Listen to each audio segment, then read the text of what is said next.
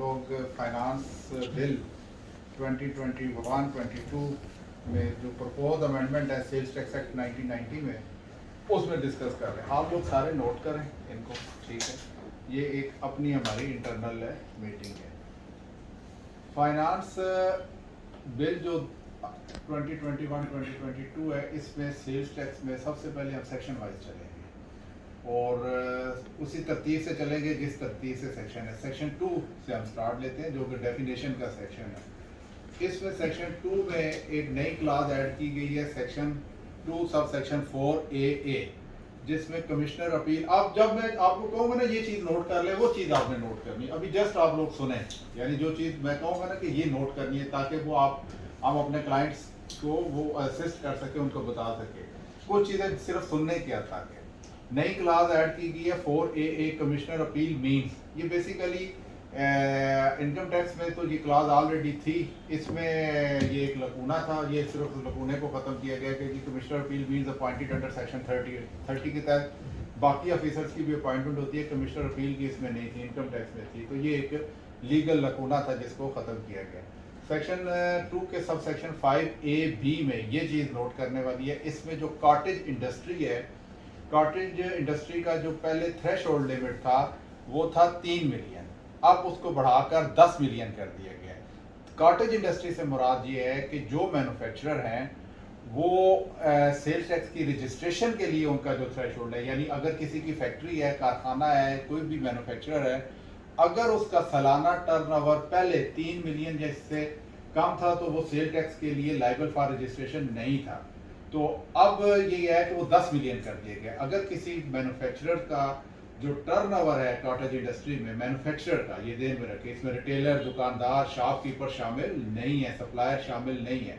जो इंडस्ट्री है, जो कॉटेज इंडस्ट्री है, जो जिसको आप मैन्युफैक्चरर कहते हैं, अगर उसका 10 मिलियन यानी 1 करोड़ या इससे कम है तो वो liable for sale tax registration है, नहीं है। एक बहुत बड़ा चोर रास्ता था सेल टैक्स 1990 में कि जो ऑनलाइन अब बहुत ज़्यादा सेल परचेज शुरू हो गई है, तो ये एक अभाम पाया जा रहा था कि क्या ये सेल्स ऑफ गुड्स है या सेल्स ऑफ सर्विसेज में आएगा। डेफिनेटली ये सेल्स ऑफ गुड्स है। आप अपनी फेसबुक पे, आप अपने मुख्तलिफ ऑनलाइन तरीक़ों से गुड्स मंगवा रहे होते हैं, तो उन जो इसमें इन्वॉल्व हैं उनको सेल टैक्स के नेट में आना पड़ेगा। जो इसमें उन्होंने क्लास ए में कहा है, by controlling the terms and condition of sale, मुख्तलिफ कंट्रोल कर रहे थे, authorising the charge to customer in respect of payment of supply, और ऑर्डरिंग और डिलीवरिंग द गुड्स। आप ऑनलाइन करते हैं, ऑर्डर कर रहे हैं, डिलीवर कर रहे हैं, तो ये जो ऑनलाइन है आपकी सेल और परचेज गुड्स की, ये अब उस नेट में आ गई है। अब जो पहले हमने कॉटेज इंडस्ट्री की बात की है ना कि 10 मिलियन से नीचे होगा तो वो लाइबल फॉर रजिस्ट्रेशन नहीं था, अब है 10 मिलियन से ऊपर। अब रिटेलर्स की हम बात करते हैं। रिटेलर्स के लिए पिछले और उससे पिछले बजट में उन्होंने मुख्तलिफ थ्रेश होल्ड दिए थे जिसमें टर्नओवर के अलावा बाकी चीज़ें थी, और एक उसकी दुकान का साइज था कि इतने स्क्वायर फीट की उसकी शॉप होगी तो वो बंदा लाइबल फॉर रजिस्ट्रेशन होगा। इसमें उन्होंने, चूँकि फर्नीचर वालों के लिए एक प्रॉब्लम थी कि उनका शोरूम होता है, उन्होंने अपने फर्नीचर को डिस्प्ले पे लगाना होता है, तो फर्नीचर वालों के लिए उन्होंने 2000 स्क्वायर फीट इन एरिया और more in the case of retailer of furniture. पहले ये 1000 था कि 1000 स्क्वायर फीट की जिसकी भी शॉप है वो लाइबल फॉर रजिस्ट्रेशन है टियर 1 में। अब उन्होंने इसमें वही रखा है, लेकिन सिर्फ फर्नीचर वालों के लिए 1000 स्क्वायर फीट की बजाय 2000 स्क्वायर फीट उन्होंने कर दी है। अब इसमें एक बड़ी इंपॉर्टेंट अमेंडमेंट की गई है, ये आप लोग नोट करें। पहले सेल्स टैक्स एक्ट में 2013 से पहले भी ये पोजीशन थी, लेकिन 2013 के बाद एक अमेंडमेंट आई थी कि इसमें एक सेक्शन है, सेक्शन 2 का सब सेक्शन 44, जो टाइम ऑफ सप्लाई को डील करता है। टाइम ऑफ सप्लाई से मुराद है कि अगर आपने कोई पेमेंट रिसीव की है उस वक्त आपने सेल्स टैक्स देना है, या आपने गुड्स क्रेडिट पे दी हैं और गुड्स की डिलीवरी कर दी है उस वक्त आपने सेल्स टैक्स देना है, या जस्ट आपने ऑर्डर बुक किया तो किस वक्त सेल्स टैक्स देना है। टाइम ऑफ सप्लाई से मुराद ये है। अब पहले 2013 से लेके इस फाइनेंस बिल तक ये था कि डिलीवरी ऑफ गुड्स और payment receive which ever is earlier, यानी अगर आपकी चीज़ें पड़ी हैं और आपने पेमेंट रिसीव कर ली है तो आपको सेल्स टैक्स चार्ज करके और सेल टैक्स पे करना है। तो अब वो पेमेंट वाला खत्म कर दिया, विच एवर इज अर्लियर वाला। अब सिर्फ सप्लाई ऑफ गुड्स के साथ ये होगा, यानी पहले कहने का आसान मकसद इसमें ये आप समझ लें कि जो एडवांस फ्रॉम कस्टमर्स आता है in shape of sales of goods, अब उस पर सेल्स टैक्स नहीं है। एडवांसेस जो आप ले रहे होते हैं, पहले ये होता था कि आपने 1 करोड़ रुपए का अगर कोई कॉन्ट्रैक्ट किया है सेल्स ऑफ गुड्स का, तो अभी आपने गुड्स नहीं की, 10 लाख रुपए एडवांस ले लिया, तो उस 10 लाख रुपए पे भी टैक्स था। अब उन्होंने कहा कि नहीं, वो विच एवर अर्लियर वाली बात खत्म कर दी है, अब सप्लाई ऑफ गुड्स पे जाके ये सेल्स टैक्स लगेगा। अब हमने ऊपर डेफिनेशन में पढ़ा था ऑनलाइन शॉपिंग का, तो चूंकि सेल्स टैक्स एक्ट में सेक्शन 3 जो है वो चार्जिंग टैक्स है, तो सेक्शन 3 में भी उन्होंने इस ऑनलाइन जो सेल और परचेज ऑफ गुड्स है उसमें उन्होंने वो डाल दिया। In case of supply of goods through online market place of the person running online market place whether or not the goods are owned by him. इसमें वो कहते हैं ये जरूरी नहीं है कि वो गुड्स उसकी हों, कि जैसे एक दुकानदार अपनी दुकान शॉप लेके बैठा होता है और गुड्स लगा के बैठा होता है, तो वो कहते हैं ऑनलाइन सेल से मुराद जरूरी नहीं है कि वो उसकी गुड्स हों, तो वो बस अगर ऑनलाइन कर रहा है तो वो उसी तरह इनपुट लेगा और सेल टैक्स वो देगा।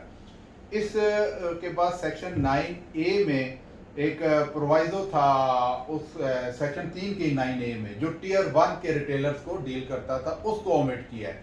वो है कि provided that the customers of tier 1 retailers shall be entitled to receive a cash back of up to 5% of the tax involved। वो 5% जो उनको कैश बैक मिलना था वो खत्म कर दिए।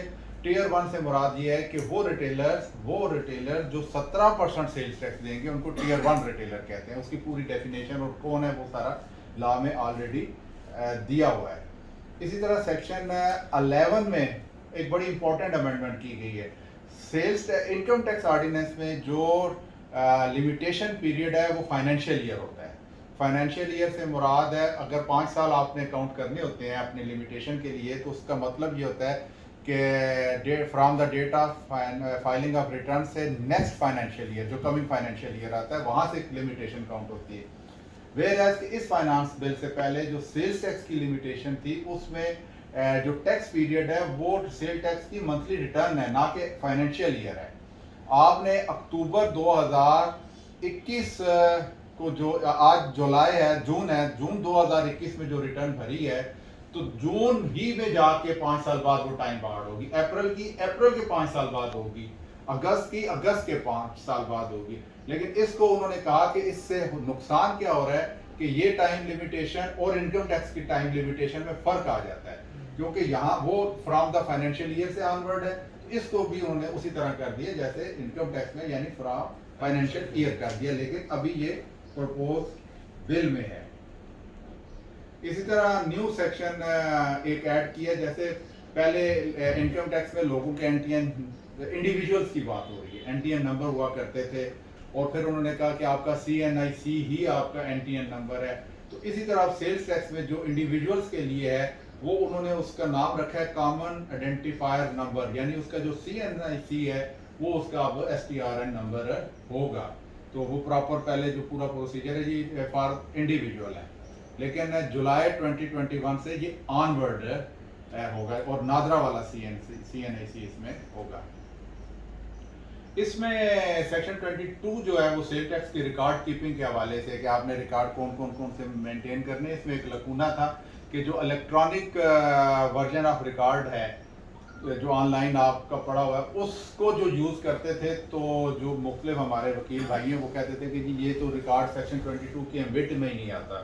तो जो इन्होंने इंफॉर्मेशन डाटा बात किया तो वो उन्होंने कहा है कि वो भी सेक्शन 22 यानी सेल टैक्स रिकॉर्ड में शामिल हो जाएगा। सेक्शन ओमिट हुआ 26 से, इसको छोड़ दें। एक सेक्शन 26A के बाद सेक्शन 26AB इंसर्ट हुआ है। सेक्शन 26AB से मुराद है कि extension of time of furnishing of sale tax return. पहले ऐसी कोई प्रोविजन सेल टैक्स एक्ट 1990 में मौजूद नहीं थी कि आपने अपनी सेल टैक्स की रिटर्न की अगर आप ड्यू डेट पे फाइलिंग नहीं कर सके तो उसकी एक्सटेंशन अप्लाई करनी है, जैसे इनकम टैक्स की एक्सटेंशन अप्लाई करनी है, तो सेल टैक्स में ऐसा कोई कानून नहीं था। तो वो अब एक सब सेक्शन 26A भी इंसर्ट कर रहे हैं कि उसमें पूरा 3-4 सब सेक्शन हैं कि आपने कैसे परमिशन लेनी है एक्सटेंशन के हवाले से। सेक्शन 40D में गिलगित बल्तिस्तान के साथ बॉर्डर एरिया, जो आजकल ट्रेड चमन बॉर्डर पे वो मुख्तलिफ शॉप्स बना रहे हैं और जिसमें वो कह रहे हैं कि वहाँ पे जो चीज़ सेल होगी और वो फ्री कस्टम ड्यूटी और ये वो इस तरह की गवर्नमेंट अफगानिस्तान के साथ मिलकर कर रही है और इसी तरह ईरान के साथ भी करना चाह रही है, तो उसको इसमें कवर किया है गिलगित बल्तिस्तान के। सेक्शन 40E एक उसमें उन्होंने कहा है कि जो स्पेसिफाइड गुड्स हैं, और स्पेसिफाइड गुड्स कौन सी होंगी, ये बोर्ड इसमें थ्रू नोटिफिकेशन उसमें डिटेल बताएगा कि वो लाइसेंसिंग ऑफ ब्रांड नेम, अपना जो उनका ब्रांड नेम है उसका लाइसेंस लेंगे। इसका पूरा प्रोसीजर जो है बोर्ड वो स्पेसिफाई करेगा कि उन्होंने उसका ब्रांड नेम का लाइसेंस कैसे लेना है। सेक्शन 48 जो है वो सेल टैक्स की रिकवरी को डील करता है। इसमें जो फॉरेन पैसे कंट्रीज में पड़े होते थे तो वहाँ से रिकवरी की कोई प्रॉब्लम थी, तो वहाँ पे फॉरेन जुरिस्डिक्शन को भी इसमें डाल दिया गया। इसी तरह पावर टू मेक रूल को छोड़ देते हैं। Agreement for the exchange of information, जैसे इनकम टैक्स में है कि आप मुख्तलिफ कंट्रीज के साथ इंफॉर्मेशन एक्सचेंज कर सकते हैं, तो इसमें लीगल प्रोविजन नहीं थी, इतनी क्लियर प्रोविजन नहीं थी सेल टैक्स एक्ट 1990 में कि आप चाइना से डाटा मंगवाएंगे और उसको कैसे इस्तेमाल करेंगे कि जी कितनी इंपोर्ट की है। तो वो उन्होंने agreement for the exchange of information इसमें उन्होंने डाल दिया सेक्शन 56A में।